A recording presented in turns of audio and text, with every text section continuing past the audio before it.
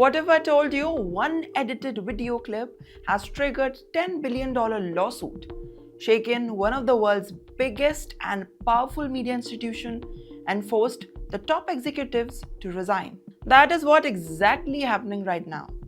Hi, this is Navibal and you're watching TimesXP. US President Donald Trump has filed a massive lawsuit against BBC, demanding at least $10 billion in the damage. And the reason? A documentary that edited his January 6, 2021 speech. The speech delivered before the US Capitol riots. Trump says BBC crossed a line.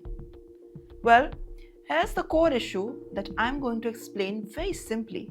In its Panorama documentary, aired just before the 2024 US presidential elections, the BBC stitched together two different parts of Trump's January 6 speech. One part where Trump urged supporters to march to the Capitol, and another where he said the world fight like hell. What was missing? Well, a crucial line where Trump explicitly told supporters to protest peacefully. Yes. According to Trump, removing that line completely changed the meaning of the speech and whole narrative. His lawsuit accuses BBC for presenting a false and misleading narrative that made it appear that directly indirected to the violence. Well, the BBC has also admitted that it made an error and it has apologized for it. It has pulled the documentary and it says that it will never rebroadcast it. Well, despite the apology, the BBC insists that there is no legal basis for the defamation claim. So why is such a big deal? Well, because Trump is not just suing it for the defamation, he is also accusing BBC for deceptive and unfair trade practices under the Florida law. That's why the lawsuit was filed under the United States and not the United Kingdom. In Britain, defamation cases must be filed within 1 year. That's the deadline that has already passed. But in the US, the legal bar is much higher. Trump must prove that BBC knowingly misled the viewers or acted reckless, disregarded the truth. Well, that's a tough standard, but the fallout is already massive. And let me tell you, the controversy triggered a full-blown crisis inside the BBC.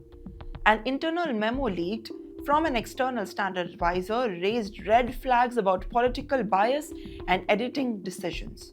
The backlash forced the resignation of two of the BBC's most senior executives, including its head of the news. Remember, the BBC is publicly funded through a mandatory license fee paid by the UK citizens. Any financial penalty would instantly become a political storm inside Britain. And there's another important angle to it. The documentary was never broadcasted in the United States. Yes.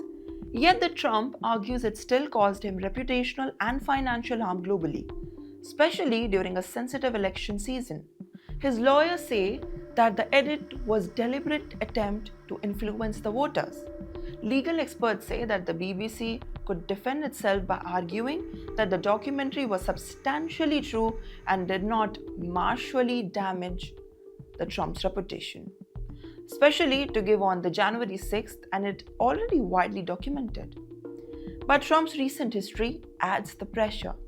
After his comeback within the 2024 elections, several media outlets including CBS, ABC settled the lawsuits with him.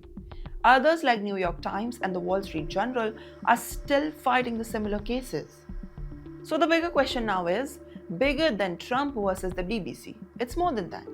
It is about the media accountability, or it is about the press freedom under the political pressure. Well, most importantly, whether should the line drawn between the editing and storytelling, while also altering the truth. Tell me what you think. Was BBC wrong, or this lawsuit an overreach? Drop your views in the comments.